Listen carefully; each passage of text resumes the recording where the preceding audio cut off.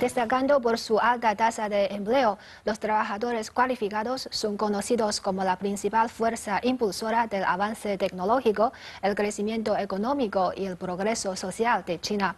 ¿Cómo es la formación técnico-profesional de China? En una sociedad cada vez más diversa, ¿qué oportunidades se le deben dar a los jóvenes? Bienvenidos a Enfoque. Hoy tenemos el honor de contar con la presencia de dos invitados en nuestro estudio. Doctor Jia Yongsheng, profesor de la Universidad de Lengua y Cultura de Beijing. Bienvenido. Un placer.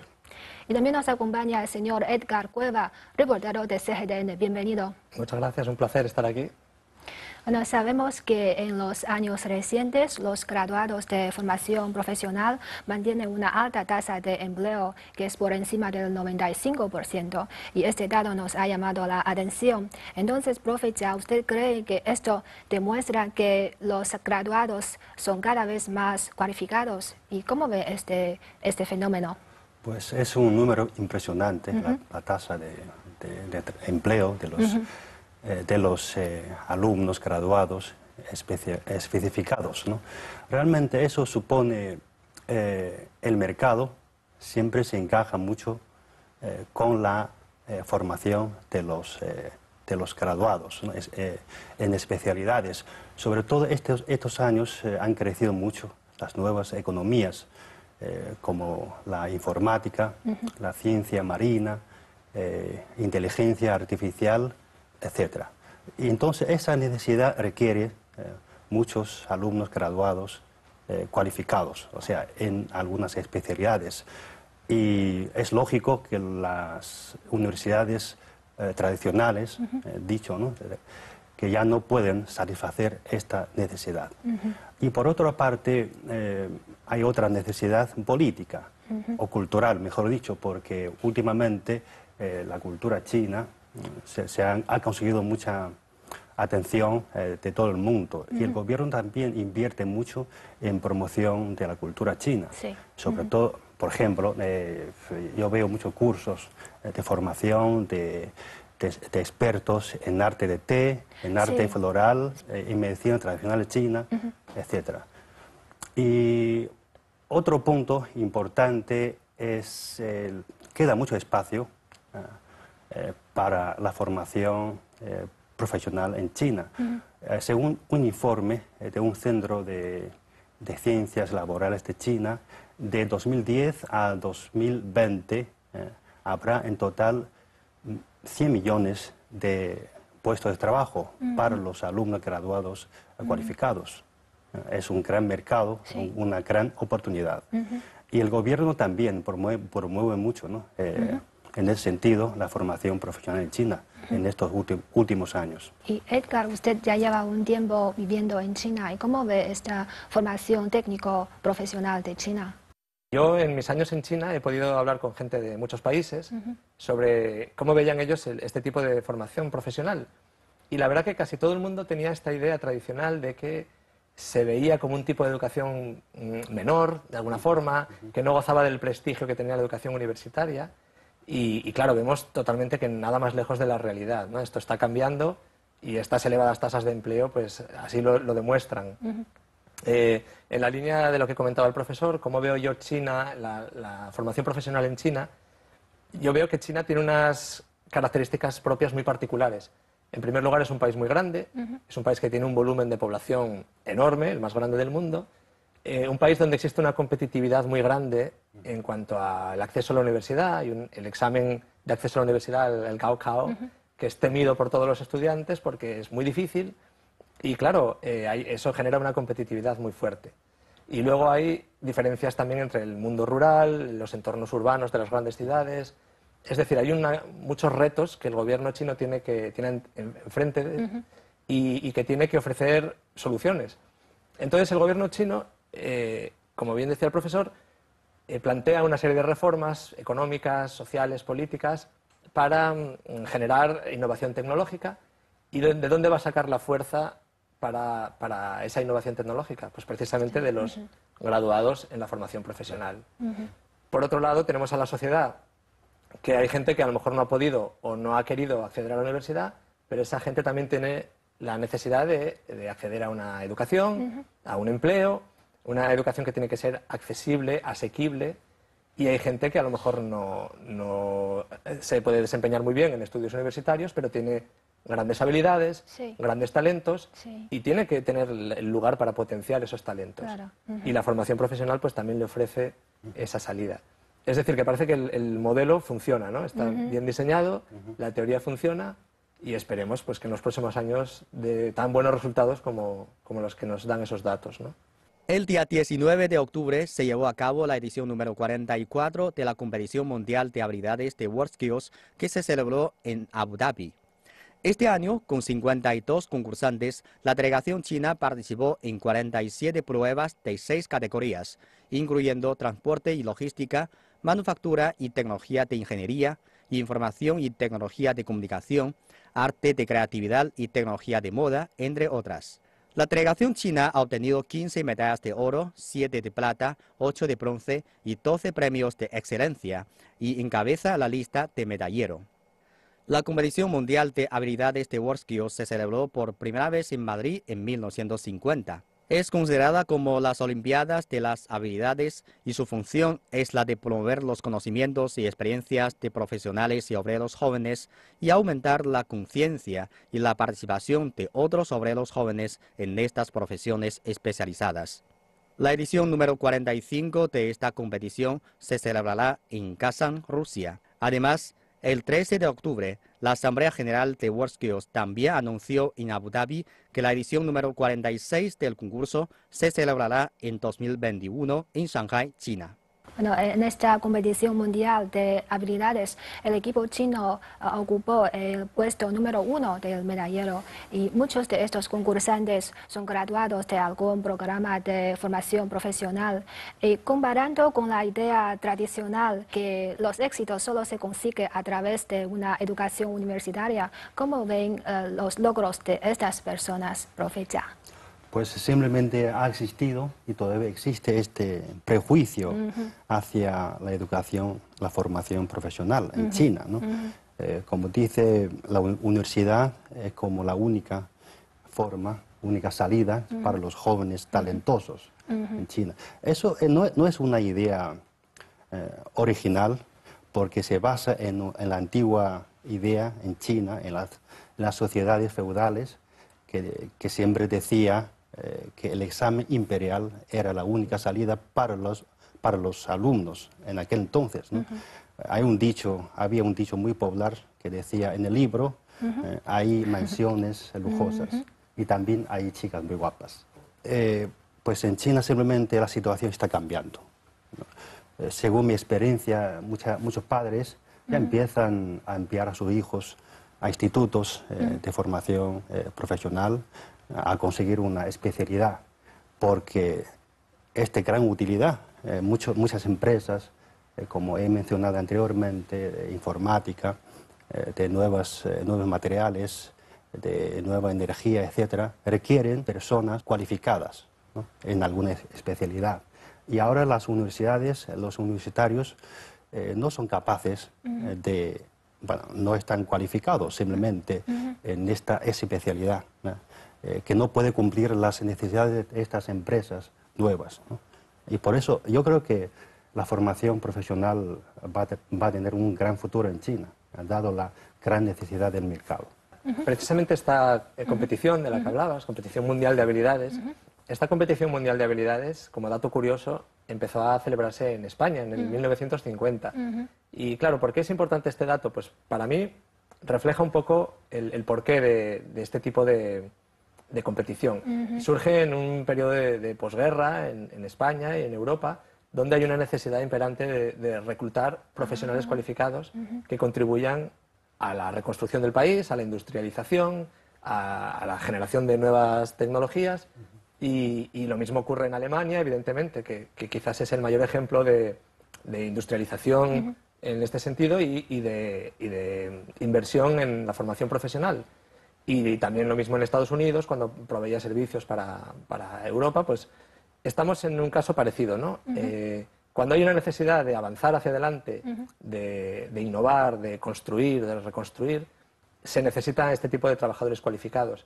Y de ninguna manera es un tipo de educación menor. Estamos viendo que al contrario, ¿no? Son de alguna forma los artífices de esta construcción de la nueva China, de la construcción de un país moderno, industrializado. Y yo creo que esta idea de o estudios universitarios o formación profesional está quedando un poco obsoleta, porque no se debería ver como una alternativa, sino como un complemento, ¿no? Es decir, las dos son igualmente necesarias. Otro dato que a mí me parece muy curioso y muy llamativo es que en el 19º Congreso Nacional del Partido Comunista de China, que se celebró en el mes de octubre, había un 33,7% de delegados que habían sido invitados a participar en el Congreso después de un proceso selectivo muy exhaustivo, y estos delegados, que eran 2.200 y algo, no recuerdo exactamente, provenían en gran parte de estos sectores de trabajadores cualificados que habían innovado en sus campos, que habían logrado grandes avances en sus especialidades y que estaban siendo invitados precisamente son reconocidos por la sociedad, por toda la gente. Exactamente, se les reconoce su habilidad, su trabajo, su contribución. Exacto, su contribución. Y claro, qué mejor forma de demostrarlo que invitándoles a formar parte de ese Congreso Nacional. Pues ahí veías gente de sectores tradicionales como el transporte, el carbón, el acero, junto con los de nuevas tecnologías, servicios, turismo, gente de minorías étnicas, tanto hombres como mujeres. Es decir, había una representación muy global de quiénes son estos nuevos profesionales. Y para mí ese hecho de haberles invitado a asistir al Congreso demuestra un agradecimiento y también una inspiración para los nuevos estudiantes, ¿no? De decir, claro, sois importantes, sois el motor de unos avances por los que China está apostando y evidentemente animan a los alumnos. Sí, les animan y les enseñan que el éxito no solamente va a venir por los estudios universitarios. Estos trabajadores cualificados son absolutamente necesarios. Sí, estoy totalmente de acuerdo. Realmente siempre hay que distinguir bien entre una educación superior y una educación profesional, ¿no? Por ejemplo, lleva muchos años en China, en las universidades, no se distinguía muy bien, ¿no? Que es una educación superior, o sea, el espíritu de la universidad y una formación profesional. Y muchos, con la gran necesidad del mercado, muchos alumnos optaban por ser más específicos en alguna carrera para poder encontrar un buen trabajo.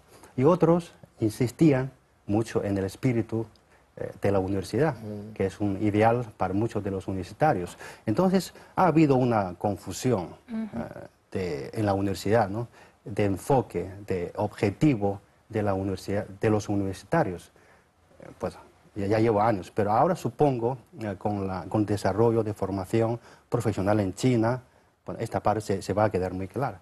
Y como bien ha dicho usted, la formación técnico-profesional de China ya ha experimentado un desarrollo de varias décadas. Entonces, ¿cuáles son las características de nuestra formación técnico-profesional? Pues supongo muchas más décadas han llevado, porque los primeros institutos técnicos profesionales fueron establecidos en el siglo XIX por la última dinastía, para salvar la dinastía, porque para nosotros, ¿no? Los occidentales invadían China con sus armas avanzadas.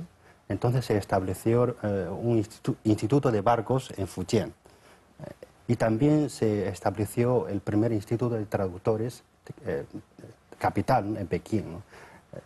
Para formar intérpretes en los asuntos exteriores.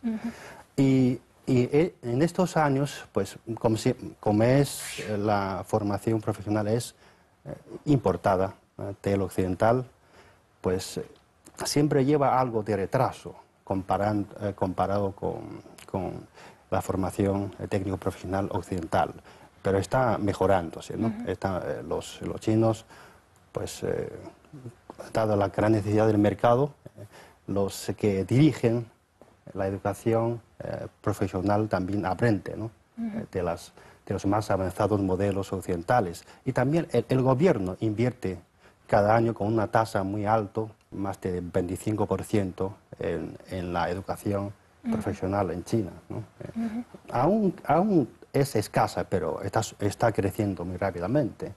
Pues entonces, y además el ambiente se está mejorando, la gente tiene cada día más opiniones positivas sobre la educación, la formación profesional, pues simplemente que los que se gradúan en estos institutos técnicos, pues consiguen buen trabajo, un buen empleo, ganan bien.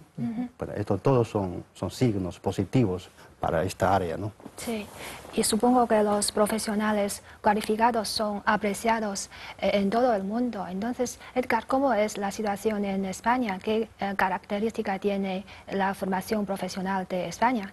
A veces son tantos los matriculados en este tipo de formación que mucha gente se queda sin plaza.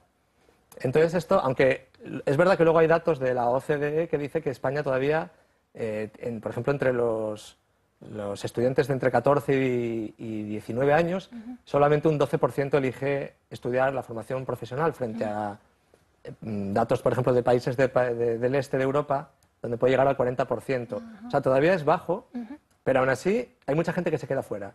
Y esto ha generado que hayan surgido centros privados, no solo los estatales que están subvencionados y que son normalmente la primera elección de los estudiantes, sino centros privados que ofrecen esta misma formación, que tienen que estar homologados por la comunidad autónoma, porque en España los centros de formación profesional dependen de cada comunidad autónoma. Entonces la enseñanza es reglada, está homologada, y esto ha generado también una oportunidad de negocio, ¿no? De un montón de centros de formación, academias que ofrecen estos cursos, que a veces los estudiantes eligen porque o bien se han quedado sin plaza o porque está más cerca de su domicilio, de este centro. Entonces, ahora sí hay una popularidad y diferencias en cuanto al contexto de China. Pues, por ejemplo, una que yo veo es que si atendemos a la definición de formación profesional, se dice que son los conocimientos y habilidades destinados a la inserción, reinserción y actualización de trabajadores actuales o futuros a lo largo de toda una vida. ¿Qué nos dice esto?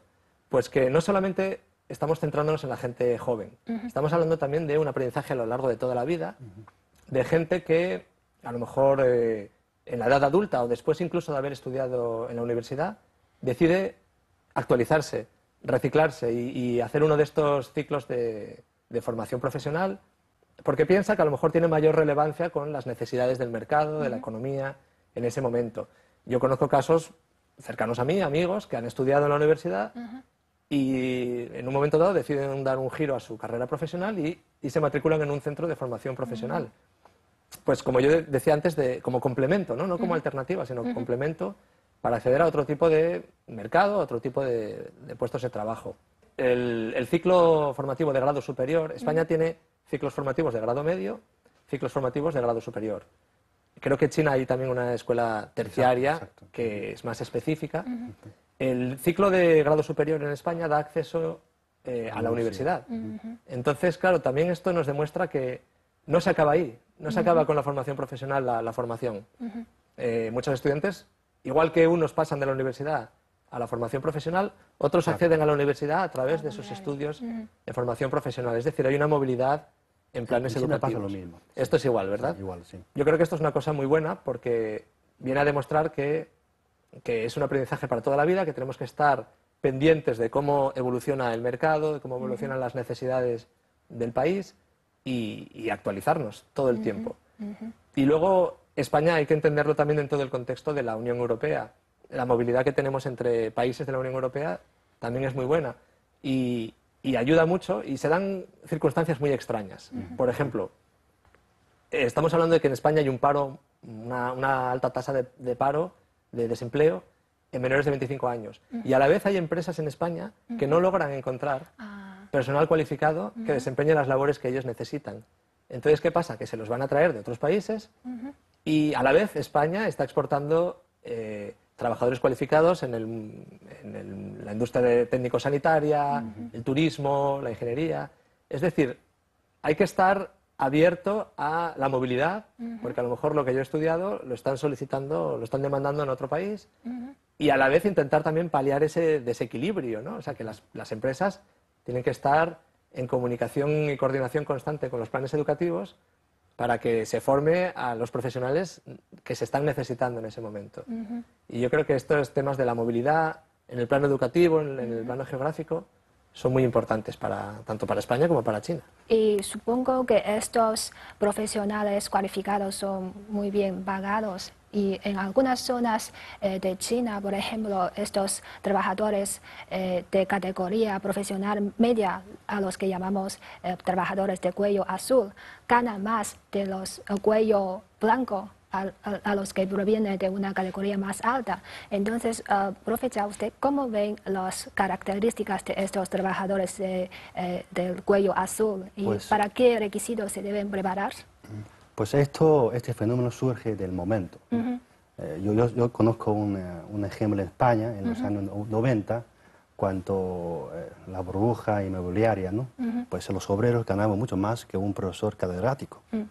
Y compraban coches lujosos y todo. Supongo que ustedes conocen muy bien esta historia, ¿no? Sí, sí, en China pasa lo mismo, supongo, ¿no? Ahora surge del momento, entonces simplemente, pues, si hay necesidad, pues, anda, que se prepare. Sí, yo estoy totalmente de acuerdo y ha sido un buen ejemplo el que ha dado el profesor. Se dio este caso en España cuando el boom inmobiliario, todo lo relacionado con la construcción, cristalería, fontanería, albañiles, incluso evidentemente los arquitectos y las personas que habían estudiado en la universidad, todos tenían mucho trabajo, pero es verdad que estos oficios cualificados estaban ganando mucho dinero. Lo mismo pasaba cuando hubo una inversión muy grande en energías renovables, instaladores de placas fotovoltaicas, de energía eólica, todos esos profesionales estaban ganando mucho dinero. ¿Por qué? Pues porque la formación profesional es muy sensible y muy dinámica a la hora de responder a las necesidades del mercado. Sí. Y yo creo que esa es una de las grandes ventajas. La formación universitaria tiene algunas desventajas en cuanto a esto, que, por ejemplo, es una inversión mucho más grande de dinero y de tiempo, y a veces, en todo el tiempo que te estás formando en la universidad, puede haber cambios muy grandes en la sociedad, en el mercado, y a lo mejor puedes quedarte un poco desfasado cuando terminas tu... Es cierto, yo tengo amigos ingenieros que cuando ellos estudiaban, claro, les vendían aquello como, bueno, vais a pasar unos años muy duros estudiando mucho, pero después vais a tener unos sueldos altísimos, vais a gozar del prestigio de la sociedad. Y claro, hace 40 años esto sí era así. Un graduado, un licenciado universitario tenía un trabajo asegurado, un trabajo de prestigio, pero cuando estos amigos míos terminan su carrera, pues se encuentran con una gran crisis económica mundial, donde muchas empresas tienen que cerrar o tienen que marcharse a otros países, y a lo mejor, claro, no vas a empezar una carrera universitaria otra vez, con toda la inversión que eso conlleva. Sin embargo, la formación profesional son programas más cortos, programas que están mucho más atentos a lo que está pasando en todos Más los... prácticos. Sí, muy práctico, van a lo concreto, no tanto a lo abstracto, y responden mucho más rápidamente a las necesidades. Otra ventaja frente a los estudios universitarios es que la universidad, por ejemplo, muchas veces se queda en un plano también muy académico, y luego cuando pasamos al mercado laboral tenemos la sensación de que no sabemos hacer nada, tenemos que... hay como un proceso de adaptación. Sin embargo, la formación profesional, como tú bien decías, es muy concreta, muy práctica, y prácticamente de cuando te gradúas a cuando empiezas a hacer tu trabajo no hay grandes cambios porque es lo que llevas haciendo durante todo tu proceso como estudiante. Y luego otro problema de la universidad es la sobreformación. En esta carrera de ser el mejor y de estar muy bien formado, hay gente que termina una carrera, hace un máster, otro máster, idiomas, y al final acabas cayendo como en una dinámica de sobreformación que a algunas empresas le puede apabullar un poco, ¿no? Dice, bueno, tú tienes un currículum impresionante, pero poca experiencia. Yo conozco casos de gente que incluso quita de su currículum algunas de sus licenciaturas o de sus másters y deja solamente, pues a lo mejor un curso que ha hecho de certificación profesional, de un oficio concreto, porque es más fácil acceder al mercado laboral. Entonces, como decía, claro, no es que una sea mejor que la otra, simplemente que sí que se dan casos donde un profesional cualificado que ha estudiado formación profesional puede ganar más dinero o puede encontrar trabajo más fácil. Todavía es muy común, por ejemplo, un graduado de lengua extranjera, de español, por ejemplo, entra en todas las líneas, ¿no? Sí. Pero el primer año siempre tiene que llevar de práctica, ¿no? Por ejemplo, en un banco, ¿no? Tiene que llevar un año, 2 años aprendiendo los conocimientos del banco. En una televisión también, ¿no? También. Será lo mismo, también, ¿no? sí. Pues es así que es imperfecto, ¿no? Eso lo de la educación superior en China, ¿no? Pues simplemente yo creo que estoy de acuerdo que la formación profesional podrá ser un complemento perfecto, ¿no? Sí, para la educación superior. Sí, la formación técnico-profesional siempre tiene mucho que ver con nuestro desarrollo de manufactura.